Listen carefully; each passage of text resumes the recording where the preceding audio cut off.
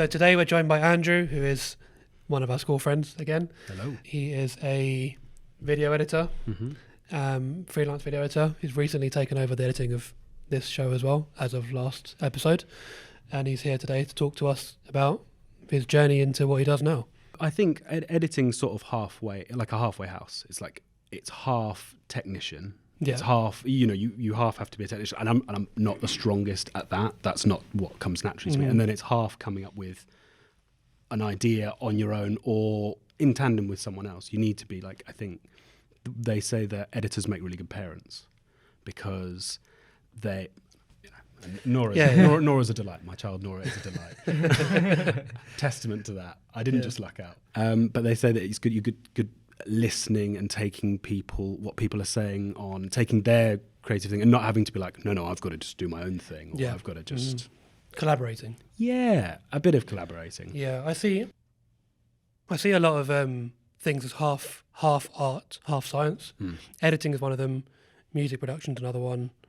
DJing is another one, cooking is another one. It's like half of it is you have to be able to do this technical stuff for it to work. And the other half is let your creativity sort of flow. Even something like investing, I think there's an art and science to it. You have all the technical stuff, understanding numbers, but then there's a lot of qualitative stuff that you've got to think about. You can be more skewing to one or more skewing to the other. So you can sort of be the sort of person who thinks in numbers exclusively. And I know some really good editors who think only in time code and only in, they're freaks, but but they do think only in, 24 frames or 25 frames. How do I get, and they are just typing in time code the whole time. And then there's some people like me who are a bit more like puzzly shape sort of people who go, well, let's put it all in a big playmat and arrange the shapes. It genuinely is a bit of that. It's a bit of... I get what you mean. And there are some people who sort of sound is more important for them. There's some people who can't start editing until the colour's right or until, they have to... You might be a bit more in that camp. I feel like you might be in the visual camp. Probably. A little bit. You've got the maths mind as well. And I'm like 50-50. John, I think you've got the maths mind. I think you're all right for that. Yeah, I've done tests. It's literally 49, 51%. Is it? You're a Brexit's worth. Yeah. I think I might be. Yeah. I mean... I like throwing everything down and then creating a rough storyline. Maybe I'll get bored of doing that and jump into colour. Then get bored of colour, let's do some sound work. And then it's just like, okay, let's get all these little animation things done. Yeah. And then so it's like, I get bored of a specific task if I'm doing it for too long. So I might switch between. But I do lay everything out first. I think my favourite thing is to like chop veg first. Just do all when you're making... It's like a stir fry. Yeah. You're making everything and you sort of put everything into... Because I'm not a very organised person. Are you both organised? I'm organised. You're because I've seen your bag. It's a delight. My bag looks closer to John's bag, which I assume is a nightmare. We can link that video somewhere. I think I might have seen. I think that's why it's in my mind. That's why it's in your mind. It'll be linked somewhere. There. Andrew put it there. Yeah. I do find that I need to arrange things very carefully though in order to be organised, but then it quickly turns into chaos. It's about how you put it back. Yeah. Rather than how you put it in the first place. I think it calms my mind the most. If I feel like I can do better creative stuff if I'm calm and I've done all the chopping. I haven't even done any of the creative stuff yet. I've just got everything in the right place. I've got all my little bits. I've already got the makings of it there, and in the same way with find the corners of a jigsaw or something. Yeah, or do the edges first. And rough outline. Yeah, and also everything in a little pot. What's it called? Mise en place. You heard of mise en place? It's everything in little bowls. So that's how chefs work. They sort of throw everything in. They've already done the chopping. Everything's there. The coriander's there. The onions, and they're just chucking it all in. I do that. Like a Subway. Yeah. They go into Subway. But it makes it so much easier when you're not chopping while something's burning. You're sort of... Yeah, it's the... That's me, basically. It's the fail to prepare to fail thing. Yeah. Yeah. I don't think we've said it already or not, but Andrew does the video editing and he's doing the editing for this. So what took you down this route? An email. Genuinely, I was sort of milling around as a runner. So runner is like the lowest point. Below the table somewhere is the runner who has to get everything and do everything. And Like on set? Yeah, on set or even in the office, just sort of like ferrying drives around and also doing a little bit more creative work and being paid minimum wage, obviously. Lovely. It's a lovely, lovely life. I feel sorry. Feel sorry for any runners. It's tough. And I was milling around that for quite a long time because I like the people who I work with. And then I got an email from another company. So I was working at RSA, and I got an email from RSA is Ridley Scott Associates, which I know. I'm just saying it because Yes. but it's a very good learning, like a good training sort of area because it got you really used to doing things the correct way because they're so rigid and old school, and you have to do things this way, you have to organise everything this way, and I don't have that naturally. So I did that. Quiet Storm, who are a lovely company, but like a bit more organised chaos, a bit more that sort of stuff. But you get to see the whole process. You don't feel like you're so removed from everything. I got an email from Dave, who's a lovely guy, who's the head editor there, and I still work with him now. And he just said, "Would you like to be an editor?" He said, "Do you know all these programs?" And I said, "Yeah, sure." Say yes and figure it out later. Yeah, I did an editing course the weekend before. Oh wow! So were you not editing before that? Not really. I had edited at university. I did like a film degree, and I sort of I dabbled, and I'd done a short film. I sort of edited a bit on that in Final Cut 7 back when that was the thing. I liked it, but it didn't appeal to every part of my sensibility. I thought I might write more. I thought like, I like writing, and then I let it go for quite a while. And I did know Final Cut 7, which is close enough to Premiere if you change the shortcuts. Yeah. It's all about just like changing the keyboard shortcuts to make it seem like the other one. And then you can learn pretty much any of the non-linear editing bits of software. And then I sort of learned that the weekend before because I was like, I need to know that. I can't just look at a few YouTube videos. I don't know about you, but I can't just watch some YouTube videos and just teach myself and then feel fine with it. I need a teacher to say this is the right way to do it, and then I can watch YouTube videos off the back of that and learn how to do. He does everything that way. You watch YouTube videos. He just watches them. Yeah. Well, me too, actually. What's the word for that? There's a word for just like self-taught, or is it autodidact? Yeah, autodidact. Yeah. I would start by opening the software or whatever it is I'm trying to learn, trying to do it. I mean, there'll be like a whole barrier before that to like actually have the self-confidence to try it. But you have to fail at that, get overwhelmed, then go and look up something, and that will bring you to another level. And then you think, actually, I want to do this. I want this text to be behind this person. How do I do that? Okay, this is how you mask. This is how you take out the green screen. Yeah. Just whenever I feel like I need it, like in like our vlogs and stuff. Most of what I've learned, editing-wise, has been from our vlogs. Yeah. 'Cause I've never done it before. Because they're quite complicated. Yeah, they take a very long time. But I kind of knew how the whole timeline thing worked because I'd been producing music. Mm-hmm. So like I knew how to keyframe, like I knew how to automate I knew how to use a compressor, all that sort of stuff from... Because a lot of it carries across. Yeah, the Logic Pro plugins are in Final Cut. Yeah. They're exactly the same. Yeah. So the only bit I didn't know is the visual bit, the transitions and whatever else. But then I'm on YouTube all the time. I watch it more than anything else. So I would see, okay, that person's done this transition. How do I do that? Yeah, Then I'd look you it already know the visual language, don't you? Yeah. And you're sort of basing it off of that. Mm-hmm. I do get what you're saying though, because I like to learn with a structure in place. But I think, I don't know, I just take to that quite well. So you learn that, and then that, and then that, and then that. And then I understand how it fits together. So more like a course. And also you can bounce questions off of somebody who knows exactly. Because then you can ask all those questions that you'd be asking to YouTube, and I feel like I feel like I then get what the person would say to do it, or this is how you do it the quickest way. Hopefully the teacher's teaching you the quickest way to do something. Well, they'll teach you the way that they feel is more comfortable for them. Yeah. Won't always work for you. No, that's true. I think to reach a level of mastery, you do need someone who's above you to actually show you how to do it. Like as in A few steps ahead of you, though, not like a master teaching a novice, because it's too far removed. It's like well, I don't know. Unless they've got the communication skills and the ability to drop down and dumb down. Those teachers are like it's like was it gold dust, aren't they? We teach like some kid who might be extremely, extremely good at maths, and then I always kind of think they need someone who can offer enrichment. So they're so strong at maths, they're not really getting what they need in a school scenario or something like that. But they need someone who's a bit of an expert to actually push them forward, help them find ways to like push their maths forward.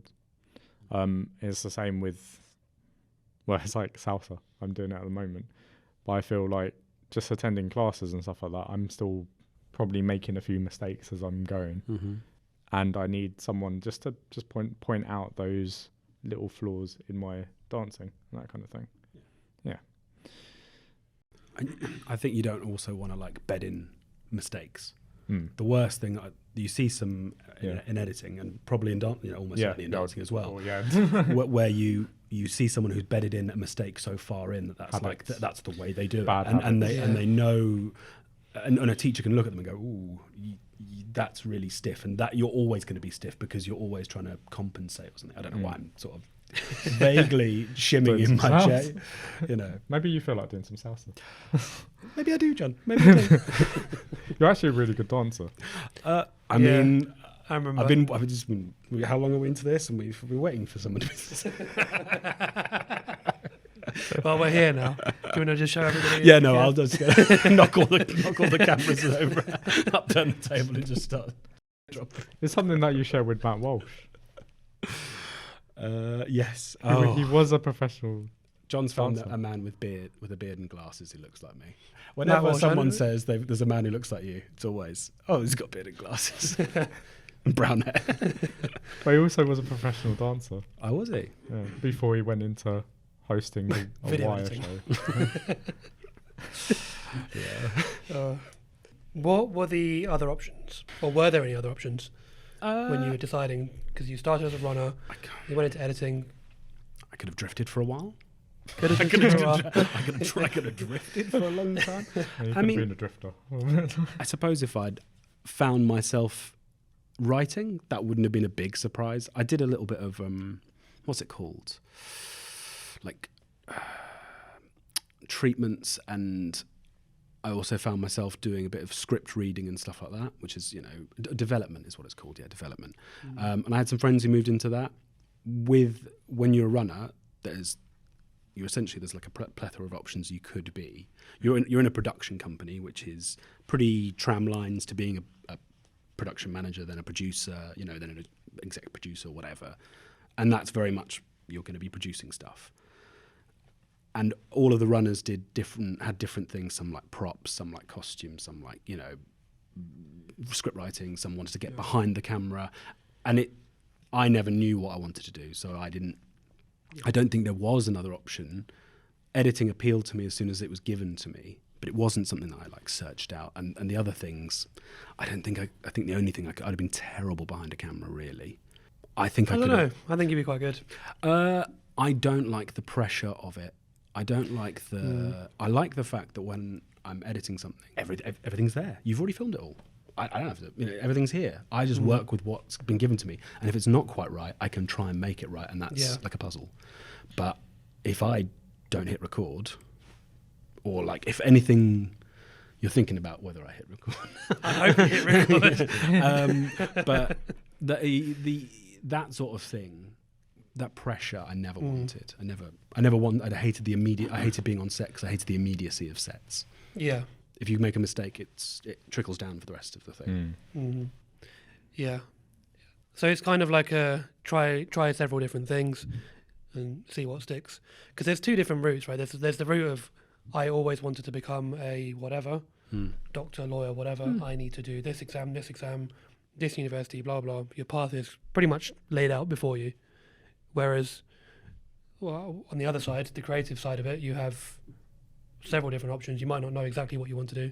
I never knew what I wanted to do. No. I ended up here because it's what stuck. Yeah. I think there's a lot of that. There's a lot of... it will be the thing that just sort of clicks with you. And it might click for a while and then move away. I've got a friend who's moved into editing now. She's pretty much the same age as me. She got into it about 2 years ago, 3 years ago. She was working in development before. She was very good at it. You know, she was working for Idris Elba's company. She was doing, you know, good stuff. And she's now dropped down to, you know, being a more junior editor, but I think she likes it more. It fits her brain more. And I think you've got to be free enough, or like have the ability just to drop it, because you can get tram lines. You can just get like, oh, I'm going to be this. I'm always going to be an editor. I might not always be an editor. I might get to a certain ceiling or like a point and then realise I don't like doing it anymore. I don't like, you know, that's very possible. Yeah. You've got to be open to that. Otherwise, you could just be like 50, just like, okay. Have you thought about writing alongside? Yeah, and I think I will. I think I might try and write something, but whether it'll be any good is a whole other thing. Well, first one probably won't be, but it's just part of... Almost certainly not. No. Yeah, it's just how it is, isn't it? Yeah. You look back at our first videos, they were pretty bad. So But that's how you learn. you learn as you go along, yeah. All right, if someone wanted to hire an editor, if you're on the other side of it, like hiring someone like yourself, what would you ask? Well, like, say if you had 3 questions. I think I would ask, firstly, I'd ask for references, as opposed to what people do in the industry is like they ask for... It's portfolio based. Portfolio based. It's either a show reel or it's just anything you've done. So like the complete film. So like I said, it's an advert or a music video or like portfolio sort of stuff. Or it's a show reel, which is just all the nice shots all cut together. Show reel, I think, is almost completely useless because it can show you someone that you can edit a show reel and that's it. And that you've worked on a high grade of stuff. That's about it. But you don't really get a sense of what the editor's like. Yeah. And then portfolio, it shows that you've made nice things that are coherent, but that might have been despite you rather than because of you. You know, you might have been an absolute nightmare to work with. A reference is something where it's like a director has said, this person is easy to work with. They are friendly. They react quickly. Like they don't, you know, they're not stubborn and don't block things. So it is a bit of that. It's a bit of like asking for resumes would really help. Or no, not resumes, references. Asking people for references. More useful than a resume. Yeah, more useful than a resume, yeah. Secondly, I don't know. I think not being too... I think it's more what they shouldn't ask. What they do ask in my industry is someone who has fashion experience or someone who has... And they're sort of not accepting that it might be a skill that is applicable across, you know, regardless of previous relevant experience. An editor is an editor, I think, broadly. If someone's worked exclusively on music videos, they can still cut fashion film. Yeah, it's that sort of thing. There are different types of editing, so like there's like retention editing or like music video where you've got loads of different transitions and shots or whatever else. Or you have stuff like this where it's just talking heads and you just cut between them casually. So there are different types of editors, but the skill set required is the same for all of them. I would say that if you're a chef who can cook to a high standard, you can flip a burger. You know, or like, you know what I mean? Chefs keeps coming up, but like I think it's sort of... It's a good analogy. It's relevant, and I'm going to push it to the very end. But we keep bringing it back to food. Right? I'm hungry. But I think that is true, that they then reduce the pool of people that they get in. So they go, oh, I only want fashion editors. Well, what if all those fashion editors are busy? And you get someone with less experience, but it's relevant. They've cut one fashion film, and that's better than someone who's had 10 years of experience cutting adverts. That might have a bit of crossover. It's that sort of thing where they limit themselves because they go, we need to tick this box, otherwise our project won't look the way it always looks. Most editors can watch something and then ape that. Yeah. By the way, you're talking about learning from YouTube. Yeah. That's it. I think it's different. It's coming from a different person's skill set. So they might be more on the other side of their brain compared to what you would be doing as an editor. So they might be thinking, okay, they need to be this, and this. Whereas you're like, you know, you can work with whatever because it's you know how to do it. And you can left offer up, brain, right brain, whatever. you can also offer up different portfolios that have, vastly different content. I could show them podcast stuff, corporate stuff, stuff that's more like ABC cam, as you're saying. I can offer up stuff that are music videos, quick cutting, or like TikTok. Oof. I can do so. Yeah, I've got some TikTok stuff. Have you? I know your hatred for vertical video. Oh, yeah. I'm very aware. Yeah. Me too. I absolutely. It's a scourge, and they try and sort of fit. But the worst thing is they shoot, 16:9 and go, can we do a 9:16? Yeah, Just but crop it. you crop in, but it'll look awful. If you haven't shot 4K, then it could look really bad. Well, if you haven't shot 4K, you wouldn't. Well, but people still do. You'd be surprised. Painful. Painful stuff. Really Yeah, painful I stuff. find shooting in portrait disgusting. Yeah. But it's just the way that we hold our devices. That's just. I prefer square. I actually don't Yeah, mind square. square's Square's nice. fine because it's more like old Academy ratio, which is like 4:5. 4:3. 4:3, sorry. Yeah, I quite like squares. I've done loads of squares. Yeah, it's my favourite shape. I'm joking. Actually, It's it's got a to be triangles, circle. isn't it? Yeah. Mm, Can't what- apart. what Ooh, about- I'm a rhombus guy. I'm more of a Oh, diamond what sort of. about circles? Circles. Infinite triangles. Everything's made out of triangles. I feel like circle's quite greedy, isn't it? It's like, Or- you want to be eternal, or- want to have or no the- edges or and all the- edges. Or Too the edgy. triangle is, Something with is no actually edges. does the circle that split down. Circle's the thing that starts it all. Yeah, that's true. But I think circle's arrogant. We can all agree that triangle's like down to earth. Yeah. Yeah. It's building blocks for everything. There you go. All J weren't wrong, were they? No, definitely. If you had like a young person going into your industry or looking to go into the industry, we've got obviously a lot of like people who are like 16, 17, 18. Yeah. Obviously they're looking for what their future career might be, or maybe they're not, and they might not have considered it at all. Huh. What if you had to like give them some advice? What would you say if they were kind of interested? I would say, be clear about what, if you are the sort of person who knows that you want to be an editor and that you want to do that for the rest of your life and that's your passion. On not the first day, but like a couple of weeks into working as a runner, because that's what you'll be doing, maybe in a post house or whatever, be very clear about where you want to be with someone who is a nice person, someone who's a supportive person. Because if you're not clear about it, no one will ask you. They won't know that you want to do that.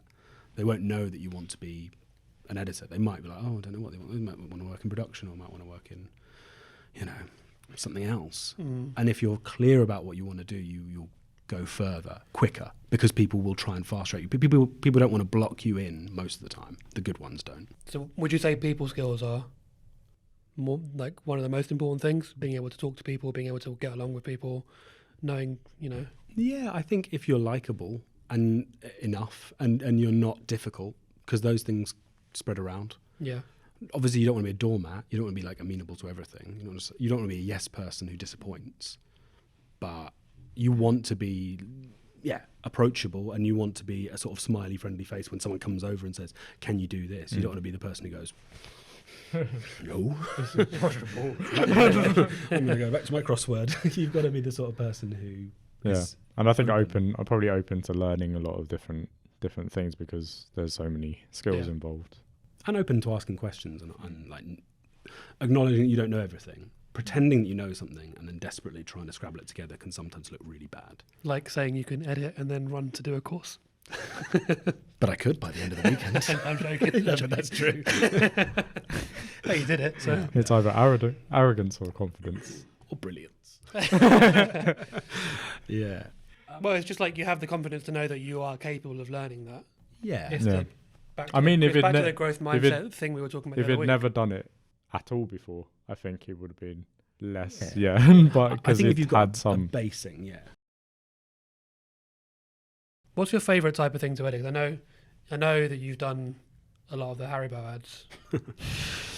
They're, What are the they're on rails a bit. Like, they're very easy because they've got such an established structure. They've been doing them for about 10 years. 10 years? So The what with the- they were there before I started editing. So Yeah. and I've done about 7 or 8 of them. So I know exactly what the rhythms of that are. I know what the process is. So that is an incredibly easy one. Maybe not all the time the most satisfying. I think one that's I've always liked music videos, but we are Have going. you done music videos? I've done 5 or 6. Why have I not seen these? They're on my website. Oh, okay, I'll have a look. We've linked it below as well. So. Music videos, the money has just dropped out. Yeah, of it. well, I'm almost in the wrong generation for being into music videos because 10 years, 15 years earlier, the MTV, there's MTV and VHS and all that. yeah. I mean, we were in a boom. VH1. Like, a music video might have the same budget as an advert, or Yeah. some of the most expensive music videos of all time were made in the late 90s, early 2000s, and after 2010, nope. Yeah. They're sort of an afterthought now. Yeah, it's once Facebook and Netflix became more of a thing, Yeah, people started to get rid of their cable, yeah. and then, that's where they were before.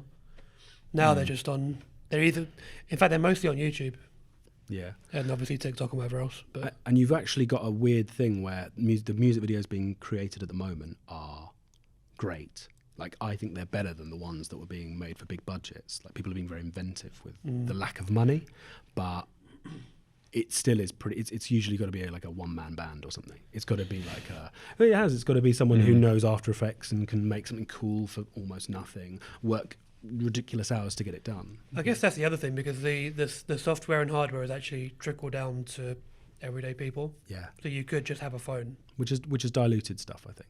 Yeah. I think there's been an element which is great and handing power to people, Yeah. but also But because there's there's a lot so much more of more, it. Yeah, it's like that's probably why you need to have people that are able to do these impressive things to stand out from the white noise that's, and people want to emulate a style that's not very good a lot of the time because they see YouTube editing that sometimes it can be quite cutty and quite weird and off-putting to me. Yeah. And then everyone wants their videos to look that way, and you get professional editors doing things that are bad, things that are are not filmic or not flowing or not innocuous. Yeah, Different I audience. don't like it. Like, No? I don't like the quick cutaways and things like that. Picture in There's a whole picture, Yeah. suddenly freezing everything and going like black and white, like maybe a little meme popping up. Yeah. Disgusting. I don't like it. But Abhorrent stuff. I don't like it, but it's like you have to sort of, I don't know. Cater to your audience. Yeah, I mean, I've cut things that I've thought, oh, this is I don't like this, but it's what the client wants. Oh, you went to Brighton, right? Yes. Yeah. And you did specifically film, wasn't it? Or I did film theory. film theory. Which not that useful. Doesn't make you that employable. I'll level with you.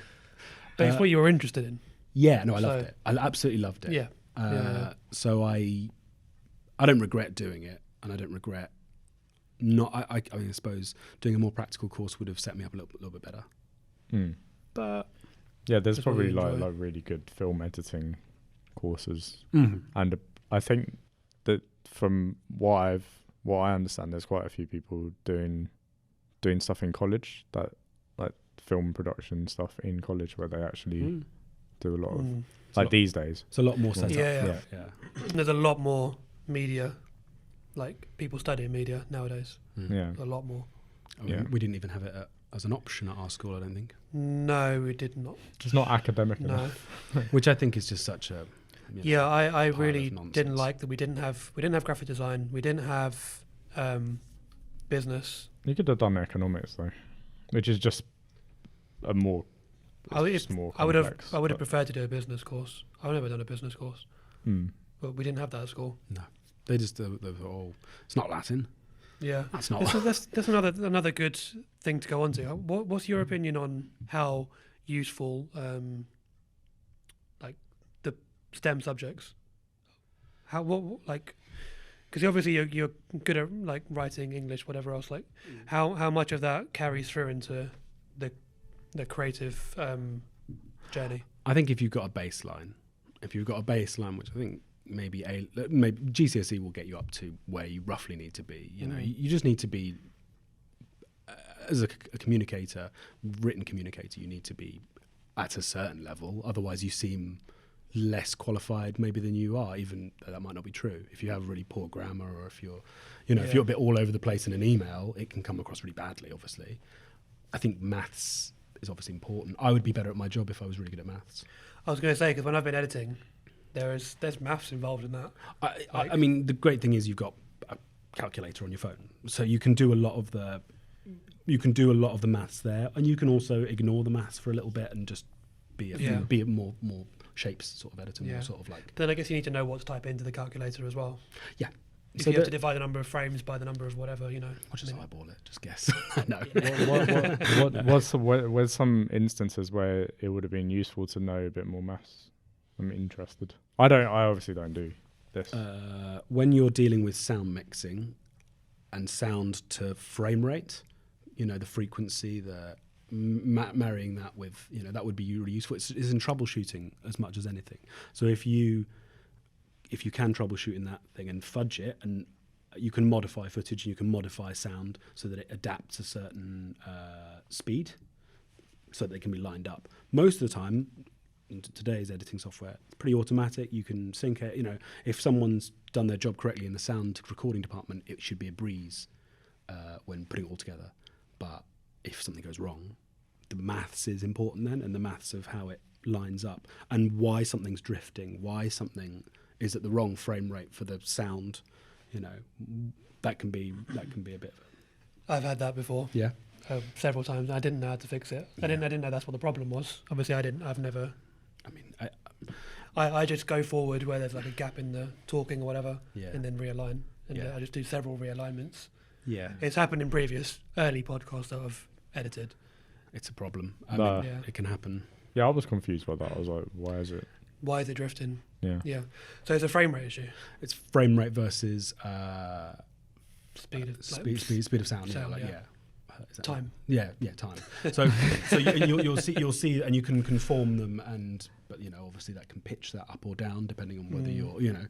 So the first time I found it was when working with US footage, because that's 2997, near enough 30, and UK is 25. And the conversion to that meant that US stuff sounded so you have to fix that, and you've got to get someone who knows how to fix that. And it's often about being able to verbalize. That's where the STEM stuff comes back. You've got to be able to verbalize that to somebody. You can't just be internally knowing what that is. You need to be able to externalize that. Yeah. I actually think like English is the most important thing, but to know, because obviously communicating, obviously basic maths very important, but English, actually continuing to improve your communication is very important. Yeah, I mean, the reason I ask is I've spoken to students here who have said, they've been in a maths class or an English class or whatever, and like they've made a one-off comment of like, I'm not going to need this. I'm going to be going into like advertising, or I'm going to be going into media, or whatever. I was like, there's a girl at Loughton that was going to go into like fashion or whatever.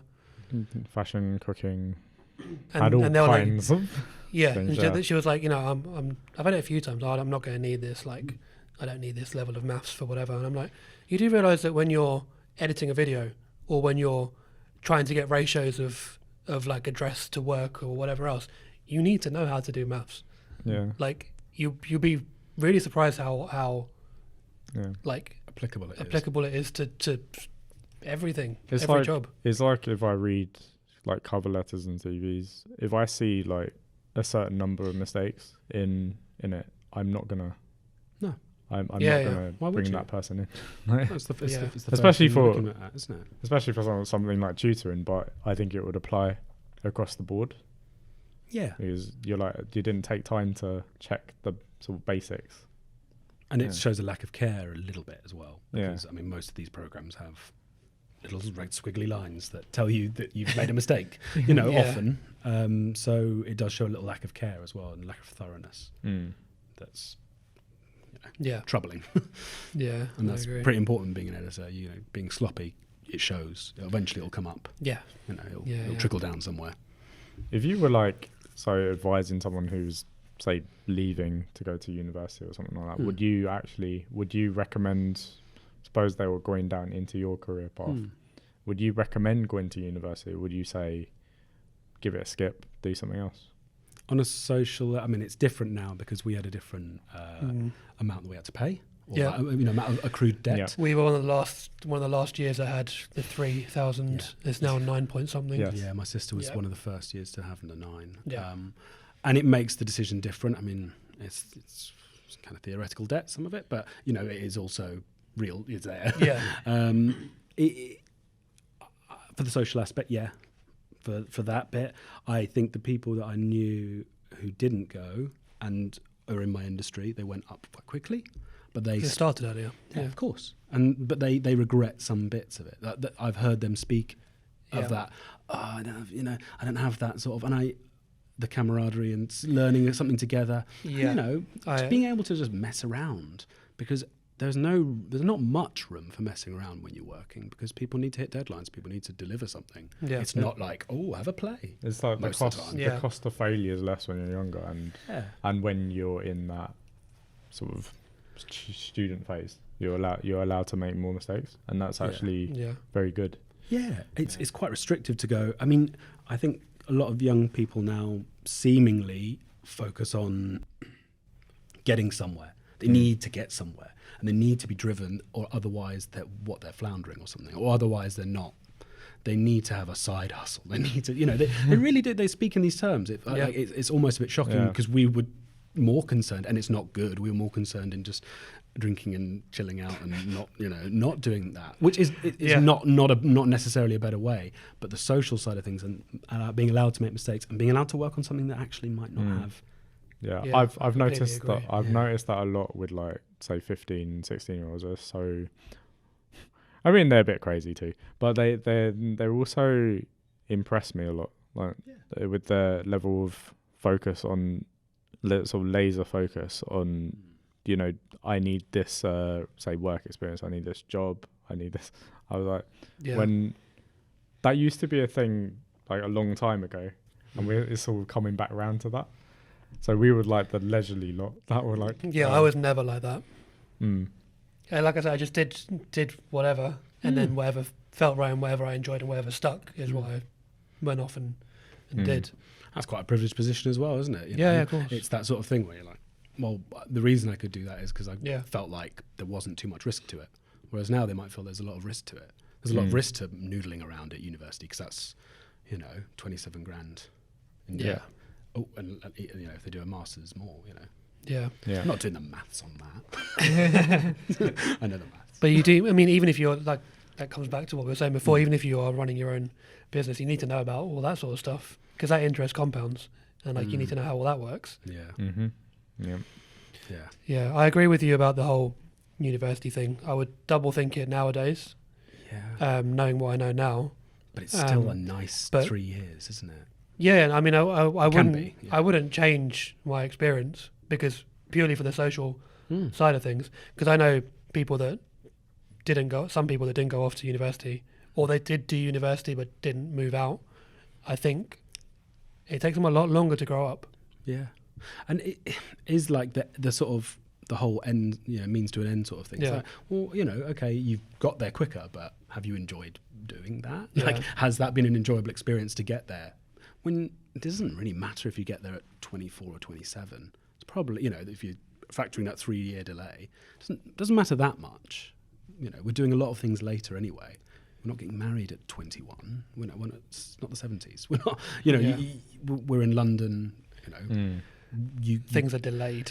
Things can be delayed, Yeah. especially for a man. So, you can sort of, I think you've got to have the freedom to have 3 years that aren't as important or aren't crucial to your development, that won't resonate for the rest of your career. 'Cause university won't. It'll be forgotten about. It's like a line on your CV, isn't it? Yeah. That's all it is. Makes me think, though, that, like, it needs. Well, I don't know. It would be good if it were sort of free at the point of delivery. I think it's like it's one of those things where if you spend a lot of money, and then it won't labour people with so much debt, and then although it will labour the country with a lot of debt, but I don't think it's fair when someone's 18 to like saddle them with 27. No. No, and they don't know that age either. Yeah, They're like, oh, free money. That's the biggest problem with it. Yeah. I think. Yeah. They don't really. I feel like it's partly a little trick to keep you in debt. And it's not even 27k. It's the interest. Oh, it's more than that. Yeah, it's, yeah. it's a good 30 to 40 Yeah. by the time you leave. And it favors someone who has, say, rich parents or, you know, familial wealth, because they can draw on that and pay it off, and they don't pay that interest, you know. Yeah. Yeah. And it really doesn't favor those who are, because a lot of people are not going to be earning. They're not going to be earning enough to be paying off above that interest. You know, a lot of people are going to be earning below that. And I think it's a bit about opening your eyes to that. Yeah, just being aware of it. Because I wasn't aware of it. No, we didn't need to be. I mean, nine grand is not insurmountable debt. Well, it's not 9. No. It's per term, isn't it? It was per term. I thought. No. Like when we went. When we went, When we went, it was like, I don't know. Was it like 4k or something? Yeah. But then it would have been also accommodation, so it was like I was going to say, because my debt is more than 9k. It ended up being, but like just purely for the university education, it was probably around. Yeah, so like it was like double. Or 11K. So it'd have been 3 point something for that, and then another 3.3 for the maintenance loan. Yes. So it's like not 9, it's more like 18, 19. Yeah, and now they've got like 9 for the degree, but then they've also they have accommodation to pay for, so it's like by the end of it there, like and then accommodation's gone up in price. Yeah, it's about 40 by the time they leave. Yeah, I remember going for like the cheapest accommodation. I was just like, of course, it's pretty heavy stuff though. Yeah. I've got like 2 technical questions, I suppose. So what is editing? How is like you've been using software for a while? How has it improved over time? Like that, from what you can see, sort of. I think software is like the software that you use is. It's harder to tell. It's like, you know, a frog in water and the temperature's raised and you don't realize it's really hot. You know, it's a bit like that because software, because it's getting, Creative Cloud gets, Adobe stuff gets updated every 3 months. And usually the first 3 months that it's updated, it's a disaster because it's all in beta. Bug fixing. Yeah, it's bug fixing, a lot of that sort of nonsense. And they do it so often that you don't really feel it. You feel it incrementally changing. Yes. And then it's only if I looked back at a 20... It's when you look back now. Now, if you took your phone and went and looked back at a iOS from 10 years ago, you'd be like, "This is what we used." Yeah, this is you know, it's like seeing iOSs from back then in films. You see them now, and you're like, gross. But it's like and it's intrinsically linked to hardware as well. Remember? Yeah. Like if the hardware is not as fast as it was now, it can only be as good as the hardware allows it to be back then. And that's what I was about to say about hardware, because the hardware is where that's the bit where I've just got a new laptop. Yeah. But I mean, even when I got my old laptop, there was a jump then, and it's because you're just jumping. You're doing it all at once. You're like, oh, I've got more RAM and I've got more, you know, my CPU or whatever. All of that is more tangible to you because you're like, oh, suddenly my speeds of rendering are down by half, and suddenly what would have taken half an hour, and also like transfer rates. You know, we spoke about this the other day. We spoke about this the other day. It's, you know, a cable, the strongest cable which was like a Firewire 800 when I started. I never had Firewire. Yeah, rubbish. But you know, it was better than USB 2 or whatever, and it would get, you know, it would take like, to copy across a load of rushes, it will take like a half a day or a day, depending on how big. Yeah. And now that is 3 minutes. Yeah. You know, like 10 minutes if it's massive, 20 minutes. Like you're surprised when it takes longer than that. I remember having to render out edits before a meeting. It's a 30-second edit. That took 4 minutes. Used to take 4 minutes. And that was a software and a hardware thing. Yeah. And you'd also then have to put it on a little stick. And that would take 2 minutes because it's USB 2. And all of everything just builds up. And that process now is immediate almost on the render. And you send it via the really strong Wi-Fi, and you know that is like a minute now, rather than being 20, 25 minutes. You can do things like just before a meeting starts. You can make changes to an edit and just boom, boom, and everything's out. You know, it's impressive in that sense. I think that's both a software and a hardware thing. It would be interesting to like get like a really old computer. And Or we've got yours. I mean, true. And we can put like a really old version of yeah, and then see how long it takes to do something basic. it would be disgusting. It would make you feel. I can't live my life like that. Mm, I can't. I need something. I need to be fast. Even with one of the fastest computers that is out at the moment, my brain's quicker than that. Like I'm thinking like 3 steps ahead of what it's doing, and I have to wait. And having it hold me up when doing an edit, even with the new computers, is still. No. It still gets. I think I've tried playing the Game Boy Color recently, just like to see, and I couldn't do it. Like I was just like, which pixels, Mario? Yeah, I was like, what the hell? It's horrible. Yeah. I mean, it's retro, it's nice, but it's also like, ugh. But when it came out, you're like, this is revolutionary. Yeah. The little printer it had. The printer, the camera. I never had it, but I used somebody at school had it. I think. Yeah, I remember. I know I've got like a final question. But, do you think that AI poses a great threat to videographers and editors? It's an existential question, I suppose. To really stress me out right at the end. I mean, I was just thinking when you were saying about. I thought the same thing when I was saying. When you were saying, my brain. This is going to be a computer talking in 10 years, going, "Wow, these humans. We had to get rid of it because it's just thinking too slowly." It'll be a couple of cyborgs. I think. Hey, if they can edit for me, fine. No, I don't have a job. I'll keep you around for a bit. Yeah, until the new version comes out. I think AI is incredible for doing menial tasks very quickly that used to take ages. Subbing for now is really good, and we're talking about text-based editing, which you can get ums and ers out. It still makes loads of mistakes. It's still, but it will. By its very definition, it will learn. It will. It will keep getting better, and it will eventually surpass. But then, I think the biggest thing was the gap. The biggest thing is the gap between what a producer knows, or like what someone in a company knows, and what the editor knows. Because if the gap's big enough, it doesn't matter that much for now. Because a lot of what you're doing with AI really quickly, they're assuming you're manually doing. And then as soon as they figure that out, then it crunches all the times down of how long you get given to do stuff, because they assume AI is always going to just some function is just going to do it quickly. And people didn't know about the subbing thing for ages. Subtitles really quick now. It takes 2 minutes, used to take about a day. So, because if it was a 15-minute video, you're almost typing it in. It used to be a job, and you're shifting it around, and it was also quite buggy on Premiere. It was also quite sometimes it would just do weird things, and now it's just like you just see a bar move across, and then it just types them up, and then all you do is just read it through and format to make it look nice, and that'll take two. That's like you can highlight it all at once. So, yeah.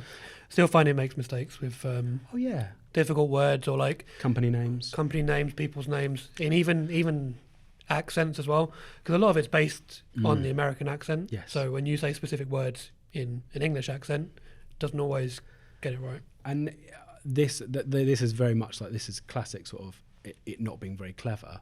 We were doing Kids from Glasgow for our new Haribo advert.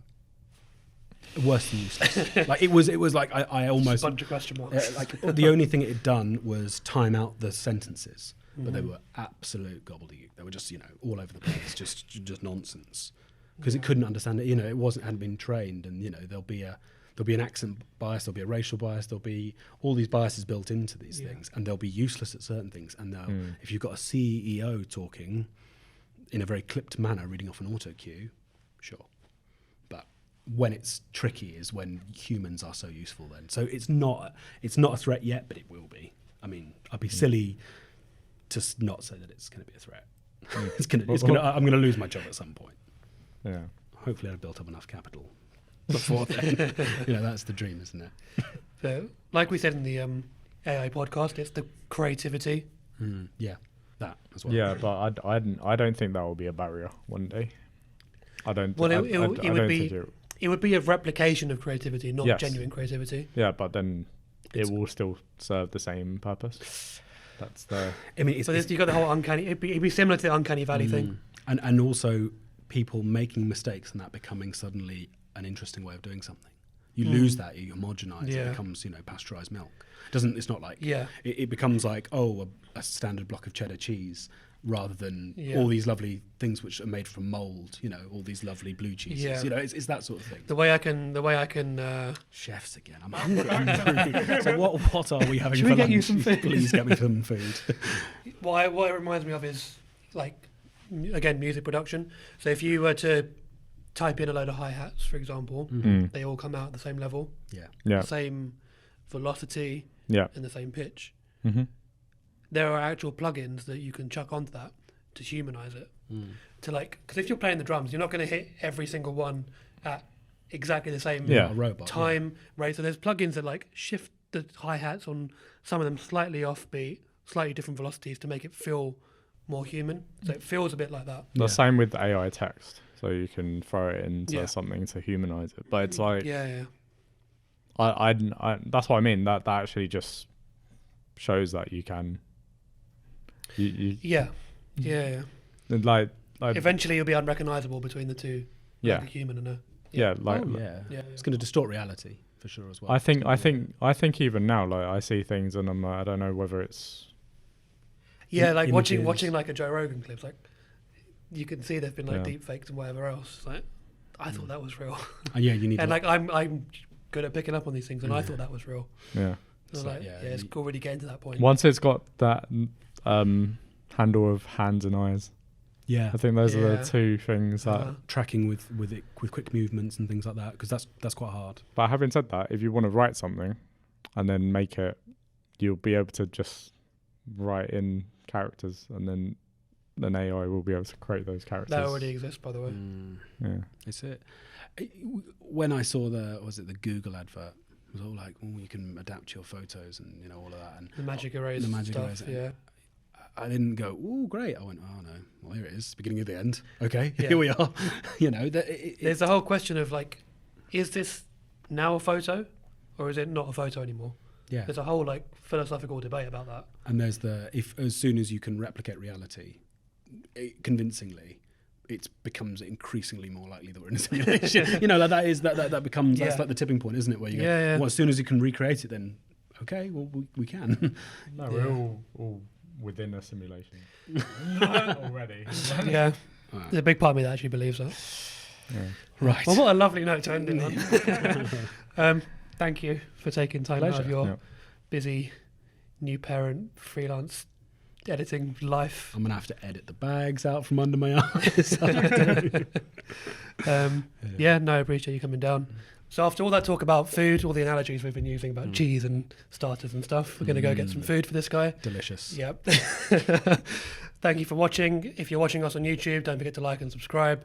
If you're on Apple, give us a follow. Spotify, give us a follow and a review. And we will see you next month.